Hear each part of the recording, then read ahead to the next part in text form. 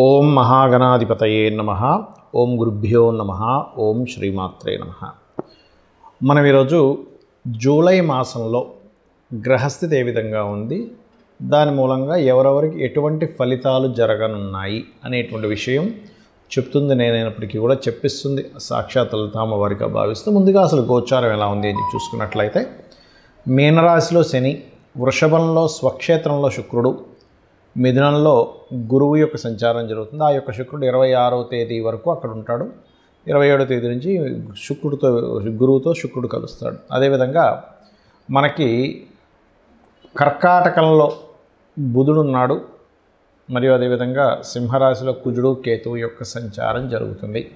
కుంభంలో రాహు. ఇక చంద్రుడు ప్రతి 2.5 రోజులకు ఒక్కో రాశి మారుతూ ఉంటాడు. అయితే ఈ యొక్క విషయాల వల్ల, అంటే ఈ గ్రహస్థితి వలన ఎటువంటి స్థితిగతులు ఉంటాయి, అలాగే ఏ పరిహార మార్గం చేసుకోవడం ద్వారా దాని నుంచి బయటపడతాం అనేటువంటి విషయాలు మనం ఒక్కొక్క లగ్నరీత్యా తెలుసుకుందాం. లగ్నం తెలియని వారు రాశి నుంచి చూసుకోండి. తులాలగ్నము, తులారాశి. తులవారికి కనుక చూసుకున్నట్లయితే కాస్త షార్ట్ జర్నీస్ ఎక్కువగా ఉన్నాయి. అంటే ఉన్న ప్రదేశం నుంచి మార్పు అనేటువంటిది చాలా స్పష్టంగా గోచరిస్తుంది. అలాగే ధన విషయంలో మనం ఒక్కోసారి చూడండి, ఎవరో ఏదో చెప్పారు, ఈ ధనాన్ని ఇక్కడ పెడితే బోల్డ్ అంత లాభాలు వస్తుంది కదా అని చెప్పి మనం కొన్నిసార్లు లాజిక్స్ మర్చిపోయి ఏదో వాళ్ళు చెప్పారు, ఇన్ని డబ్బులు వచ్చేస్తాయి కదా, మన కుటుంబం ఏదో బాగుంటుంది, పిల్లలకి ఏదో మంచి చేయొచ్చు, లేదా కొంతమంది అయితే నేను చూశాను కొన్ని మంచి కార్యక్రమాలు చేయొచ్చు కదా అని చెప్పి ధనాన్ని ఇన్వెస్ట్మెంట్ చేసిన వాళ్ళు ఉన్నారు. అంటే వాళ్ళ స్వార్థం కోసం కాదు, ఇది వస్తే నేను అనాథాశ్రమానికి ఇస్తాను లేదా గుడి కట్టిస్తాను అనేటువంటి మంచి పని చేయొచ్చు అనే దాంతో కూడా ధనం ఇన్వెస్ట్మెంట్ చేసి పోగొట్టుకున్న వాళ్ళు ఉంటారు. కాబట్టి ఈ విషయాల్లో కొంత జాగ్రత్తగా ఉండండి. ధనాన్ని ఎవరో ఏదో బిజినెస్ చెప్పారు అందులో ఇన్వెస్ట్మెంట్ చేసేటప్పుడు, కాకపోతే లాభస్థానంలో పాపగ్రహాలు మంచిదే, కొంచెం మన ప్రయత్నం గట్టిగా చేస్తే సక్సెస్ కూడా ఇస్తుంది, ఇవ్వదని కాదు. కాకపోతే ఈ యొక్క విషయంలో కూడా కాస్త జాగ్రత్తగా ఉండండి. అలాగే కొన్ని కొత్త కోర్సెస్ చేసి వేరే ప్రాంతాలకు వెళ్ళి ఉద్యోగం కోసం చేసే ప్రయత్నం ఫలిస్తుంది. ఎందుకంటే సర్వసాధారణంగానే ఇప్పుడు లగ్నాధిపతి ఎప్పుడైతే అష్టమంలో ఉన్నాడో, ఉన్న ప్రదేశం నుంచి మార్పులు, ఇంటిలో ఉండకుండా వేరే ప్రాంతానికి వెళ్ళడం, ఇటువంటివి ఇస్తాడు. హోమ్ లోన్స్ లభిస్తాయి. కాకపోతే కాస్త ఇష్టపడిన వారిని వివాహం చేసుకోవాలనేటువంటి ప్రయత్నం మాత్రం, ఎందుకంటే సప్తమాధిపతి కుజుడు కేతువుతో ఉన్నాడుగా, కొన్ని ఘర్షణలు, తద్వారా కొంత స్ట్రెస్ ఇటువంటివి ఉన్నాయి. ఎందుకంటే సప్తమాధిపతి అయిన కుజుడు కేతువుతో కలిసి పంచమాధిపతిని చూస్తున్నాడు. అంటే ఇద్దరు శత్రుగ్రహాలు అయినందుకు ఏమవుతుంది, ఇక్కడ ఇష్టపడిన వివాహం చేసుకుందాం అనుకునేది మీకు స్ట్రెస్ని ఇస్తుంది. కాబట్టి ఈ యొక్క విషయాల్లో కొంత జాగ్రత్తగా ఉండాలి. అలాగే మరొక విషయం ఏంటంటే, ఇక్కడ గమనించుకున్నట్లయితే ఇక్కడ ఈ భాగ్యంలో గురువు ఉన్నందుకు కొంతవరకు భాగ్య గురు బలాన్ని ఇస్తాడు. కానీ ఈ లగ్నానికి ఎంతైనా పాపి కదండి అన్నప్పుడు 2 రకాలుగా ఇస్తాడు అక్కడ. అంటే కొంతమంది గురువులతో కలిసి రావడం, కొంతమంది గురువుల వల్ల ఇబ్బంది పడడం జరుగుతుంది. మరి దానికి ఏమిటి, చక్కగా గోవుకి క్యారెట్స్, గ్రాసము మరియు అరటి కాయలు గనక చిన్నగా కట్ చేసి మీరు కనుక వాటికి తినిపించినట్లయితే ఎటువంటి గురు సంబంధించిన దోషాలు ఉన్నా, అయితే ఇది గోచారంలో ఇచ్చేటువంటి రిజల్ట్స్ ఇస్ కంప్లీట్ పాజిటివ్గా ఇస్తాయి ఇప్పుడు కూడా. కానీ జన్మజాతకంలో కనుక తులాలగ్నానికి గురువు కనుక 9లో ఉన్నాడు అనుకోండి, తులాలగ్నానికి గురువుల వల్ల ఇబ్బంది వస్తుంది. అలాంటప్పుడు ఏమిటి, దాని అర్థం ఏమిటంటే పూర్వజన్మల్లో ఈయన ఏదైనా గురువుకి ఇబ్బంది పెట్టుంటాడు, లేదా వాళ్ళు ఇప్పుడు కొత్త కర్మలు తెచ్చుకుంటున్నారు. రెండూ ఉంటాయి, గుర్తుపెట్టుకోండి. వాళ్ళ కొత్త కర్మలు తెచ్చుకోవడం వల్ల మనం ఇబ్బంది పడకుండా ఉండాలన్నా, లేకపోతే మనం పూర్వజన్మ కర్మను అనుభవిస్తున్నా, ఒకటే గుర్తుపెట్టుకోండి. చక్కగా మీరు దక్షిణామూర్తి యొక్క స్తోత్ర పఠనం రోజు చక్కగా వినండి. అది కనుక మీరు విన్నారంటే గురు సంబంధించిన దోషం పోతుంది. అదేవిధంగా మరొక విషయం ఏంటంటే, పసుపుని గంధాన్ని మీకు దగ్గరలో ఆలయం ఉన్నట్లయితే ఆలయాల్లో దానంగా ఇస్తూ ఉండండి. అన్ని విధాలా మీకు బాగుంటుంది. మరియు దుర్గాదేవి యొక్క ఆరాధన చేయండి. దుర్గా అష్టోత్తరం చదవండి నిత్యం, అన్ని విధాలా బాగుంటుంది. నన్ను చాలామంది అడుగుతున్నటువంటి కొన్ని ప్రశ్నలకి ఇప్పుడు ఈ వీడియోలో నేను మీకు చెప్తాను. చాలామంది ఏంటంటే నన్ను అడుగుతున్నటువంటిది, అసలు ఒక జన్మజాతకం తీసుకున్నప్పుడు అందులో అస్సలు మహాదశ కానివ్వండి, యోగాలు కానివ్వండి సరిగ్గా లేక చాలా దారుణమైనటువంటి స్థితిలో ఉన్నప్పుడు కూడా మనం బయటపడవచ్చా అన్నది చాలామంది అడిగారు.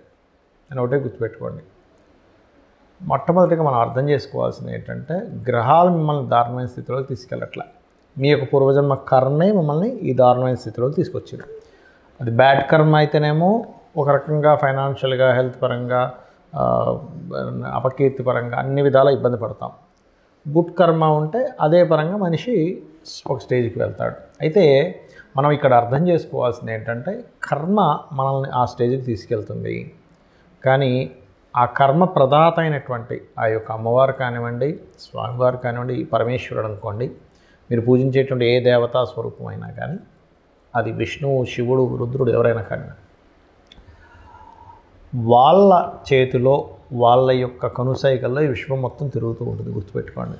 అయితే మీరు ఎటువంటి గ్రహస్థితిలో జన్మించినా ఒకటి నిత్యము గనక దేవతారాధన చేయడము, జస్ట్ మీకు ఏ మహాదశ ఏ అంతర్దశ నడుస్తుందో దానికి సంబంధించిన దానం కనుక ఇవ్వగలిగితే ఇంకేం పెట్టుకోకండి, నేను భగవంతుడిని పట్టుకున్నాను, నాకు ఖచ్చితంగా మంచి జరుగుతుంది అనేటువంటి భావనలో ఉంటే 100% సెట్ అవుతుంది. ఇక రెండవ ప్రశ్న ఏంటంటే, కొంతమంది ఈ మధ్య నన్ను అడిగారు, ఏమండి ఇప్పుడు ఇవాళ రేపు ఎక్కువ సిజరన్స్ అవుతున్నాయి కదా, సిజరన్లో పుట్టినటువంటి వ్యక్తికి కూడా గ్రహాల యొక్క ప్రభావం పడుతుందా అని. ఒకటే గుర్తుపెట్టుకోండి, మనకి పూర్వజన్మ కర్మ వల్ల గ్రహ ప్రభావం అనేది మన మీద ఉంటుంది.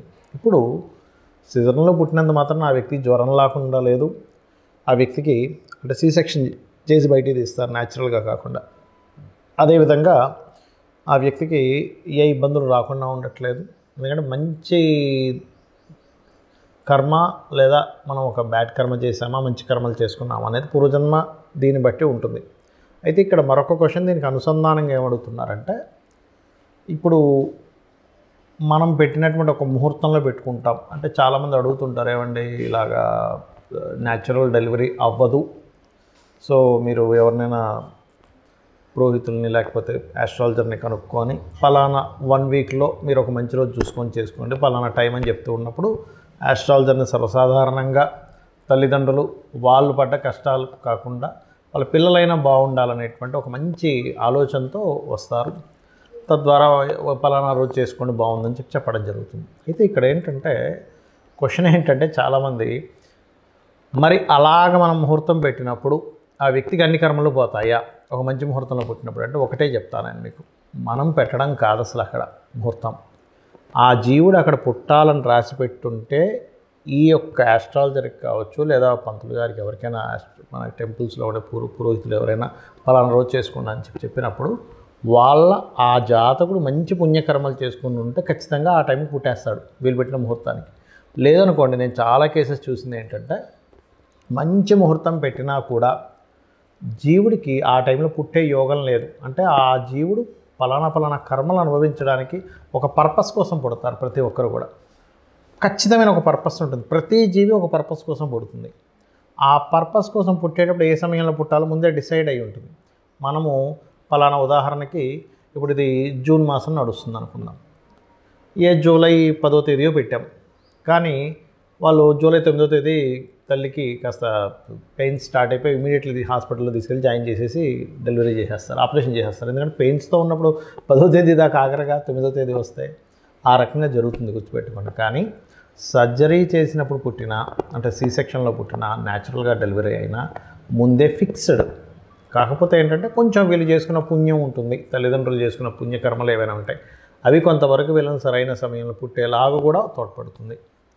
అయితే ఇక్కడ చాలామంది ఏంటంటే భయపడుతున్న అంశాలు ఏలినాడు శని, కాలసర్ప యోగం, ఇది చాలా పెద్ద ఎఫెక్ట్ ఇస్తుంది అనేటువంటిది ఒక మిత్తులో ఉంటున్నారు.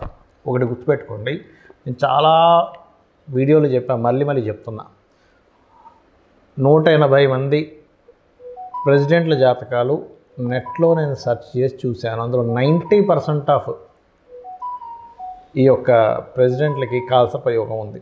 అంటే ఒక్కసారి మనం ఆలోచించినట్లయితే, మరి వాళ్ళు ప్రెసిడెంట్లు అయ్యారే కాలసర్ప యోగం ఉన్నప్పుడు మనం ఎందుకు మన జీవితం ఏదో పాడైపోతుందని ఆలోచిస్తున్నాం అనే ఒక్క చిన్న లాజిక్ పాయింట్ మీరు అర్థం చేసుకుంటే సెట్ అవుతుంది. అంటే ఎందుకు అంటే, వాళ్ళ పర్సనల్ చార్ట్స్లో ఓ దేశానికి నాయకుడు అయ్యే యోగం ఉంది. కొంతమందికి కాలసర్ప యోగం ఉన్నప్పుడు మంచి డాక్టర్స్ అయ్యారు, మంచి లాయర్లు అయ్యారు, ఐఏఎస్లు ఐపీఎస్లు కూడా ఉన్నారండి. ఇంకా చెప్పాలంటే అంటే ఏమిటి అంటే, వాళ్ళ కాలసర్ప యోగం కేవలం మనకు శాస్త్రంలో చెప్పింది ఏమిటి అంటే, మీకు చాలా స్పష్టంగా నేను చెప్పబోయేది ఒకటే, కేవలం ఇది దేశకాల పరిస్థితులకు మాత్రమే కాలసర్ప యోగాన్ని చూడాలి, జన్మజాతకానికి అసలు అప్లై చేయకూడదు. గుర్తుపెట్టుకోండి. ఏమండి లేదండి నాకు దానివల్ల అవుతుంది, అదంతా మీ మిత్తం చెప్తాను నేను. ఖచ్చితంగా మీ యొక్క నెగటివ్ థింకింగ్ వల్ల అలా అనిపిస్తుంది, దీనివల్లే అవుతుందేమో అని. కానీ వేరే వేరే కారణాలు ఉంటాయి. సంపాదించలేకపోతున్నాము, సెకండ్ లార్డ్ ఎక్కడో ఇబ్బంది పడి ఉంటాడు, ఉద్యోగం రావట్లేదండి కాలసర్ప యోగం వల్ల. మీ 10th లార్డ్ చూడండి ఫస్ట్, మీ 10వ అధిపతి ఏమిటి, ఎలా ఉంటుందంటే అన్నిటికీ కూడా తలనొప్పి వచ్చిన కాళ్ళకి ఆయిల్ రాసుకున్నట్టుగా ఉంటుంది పరిస్థితి. కాబట్టి అలా కాదు. 10వ అధిపతి ఏమిటి, వివాహం అవ్వట్లేదు కాలసర్ప యోగం అనుకుంటారు, కాదు. మీ 7వ అధిపతి ఎలా ఉన్నాడు, వివాహ జీవితంలో గొడవలు అయిపోతున్నాయి, విడాకులు అయిపోతున్నాయి. 12వ అధిపతి ఎలా ఉన్నాడో చూడండి. ఆరోగ్యం బాగాలేదు. 4, 5, 6 అధిపతులు ఎలా ఉన్నారో చూడాలి. ఇలా ఒక్కొక్క దానికి పర్టికులర్గా శాస్త్రంలో కొన్ని ఫార్ములాస్, కొన్ని భావాలు చెప్పబడింది. అలాగే ఏలినాడు శని విషయంలో కూడా మీరు గుర్తుపెట్టుకోండి, ఎప్పుడు కూడా శని అనగానే వెంటనే మనం నెగిటివ్గా వెళ్ళిపోయి నాకేం కలిసి రాదు, ఏం చేసినా కలిసి రాదు, అది కాదు. కర్మకారకుడు, కర్మప్రదాత, ఆయనకు ఒక పోర్ట్ఫోలియో ఇవ్వడం జరిగింది. మీ మంచి చెడు కూడా ఆయన ఇస్తాడు. కాబట్టి ఏమిటి, ఏలినాడు శనులు అర్ధాష్టంశంలో అష్టంశంలో నడిచేటప్పుడు ఎక్కువ నిద్రపోవడం చేయకూడదు, యాక్టివ్గా ఉండాలి, ఎక్సర్సైజ్ చేస్తుండాలి, ఎప్పుడు ఏదో పనిలో ఉంటుండాలి, శ్రమిస్తుండాలి. శ్రమకారకుడు కాబట్టి మనకి ఇబ్బంది కలగకుండా ఉంటుంది. దాంతోపాటు మీకు దగ్గరలో ఏదైనా ఆలయం ఉన్నట్లయితే ప్రత్యేకంగా స్కందుడి ఆలయము లేదా గణపతి ఆలయము లేదా అమ్మవారి ఆలయం, ముఖ్యంగా హనుమాన్ ఆలయం కనుక మీరు రెగ్యులర్గా వెళ్తున్నట్లయితే ఏలినాడు శని ప్రభావం కంప్లీట్గా పాజిటివ్గా పనిచేస్తుంది మీకు. శ్రీమాత్రే నమః.